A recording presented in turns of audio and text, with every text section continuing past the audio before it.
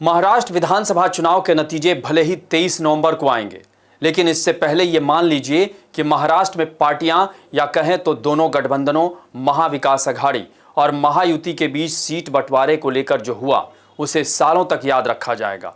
और लगता है कि ऐसा चुनाव शायद ही पहले कभी हुआ हो।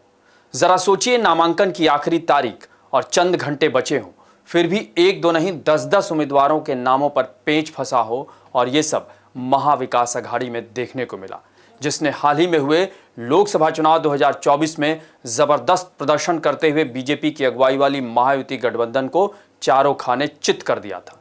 लेकिन 5 महीने में ही ऐसा हो गया कि इतने बड़े चुनाव में महाविकास अघाड़ी उम्मीदवारों पर सहमति नहीं बना पाई, वो भी तब जब हरियाणा की जीत के बाद बीजेपी इस चुनाव में भी कुछ कर गुजरने के लिए हर वो दांव चल रही है जो उसने हरियाणा में चला और जीत कर ही दम लिया। नमस्कार, मैं अभय राय। इस बार का महाराष्ट्र का चुनाव बड़ा ही दिलचस्प है और इस चुनाव से पहले महायुति गठबंधन ने मानकर चलिए कि शुरुआती तौर पर बढ़त भी बना ली है।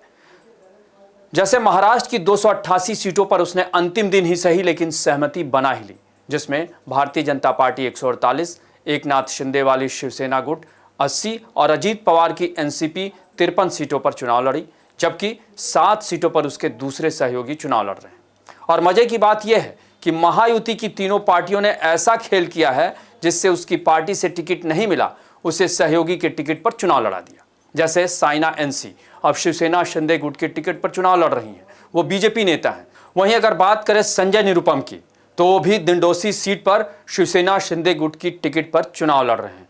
जैसा कि आप जानते ही हैं कि संजय निरुपम कभी कांग्रेस के फायर ब्रांड नेता हुआ करते थे, लेकिन वो बाद में फिर पार्टी छोड़कर शिवसेना शिंदे गुट में शामिल हो गए। इसी तरह मिलिंद देवड़ा वर्ली सीट पर उद्धव ठाकरे के बेटे आदित्य ठाकरे के खिलाफ शिवसेना शिंदे गुट से चुनाव लड़ रहे हैं, और कहीं ना कहीं मिलिंद को यहां से उतारकर शिवसेना ने उद्धव और आदित्य को फंसा दिया है।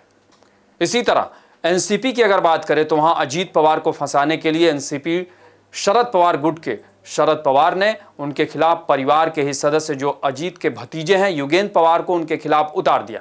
शरद पवार ने अपने पोते युगेंद्र पवार के लिए प्रचार करते हुए रुमाल से आंखें पोंछने का नाटक करने वाले अजीत पवार की नकल की और कहा कि अजीत पवार ने राजनीतिक महत्वाकांक्षाओं के लिए परिवार को तोड़ दिया।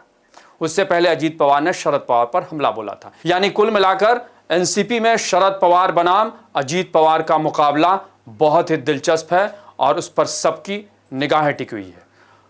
अगर बात करें महायुति ने, तो उसने काफी सोच समझकर अपने विपक्षी महाविकास अघाड़ी के उम्मीदवारों को कड़ी टक्कर देने के लिए अपनी रणनीति पर काम किया है। जबकि देखा जाए तो महाराष्ट्र में महाविकास अघाड़ी को लेकर हवा थी, लेकिन सीट बंटवारे को लेकर जो कुछ सामने आया है उससे उसे कमजोर किया है, और ये आशंका राजनीतिक विश्लेषक भी जता रहे हैं। गौरतलब है कि विधानसभा चुनाव 2019 में तब बीजेपी ने अविभाजित शिवसेना के साथ मिलकर चुनाव लड़ा था, और उस समय बीजेपी ने 164 सीटों पर उम्मीदवार उतारे थे और 105 सीटों पर उसने जीत दर्ज की थी, जबकि अविभाजित शिवसेना ने 126 सीटों पर चुनाव लड़ा था और 56 सीटों पर जीत हासिल की थी।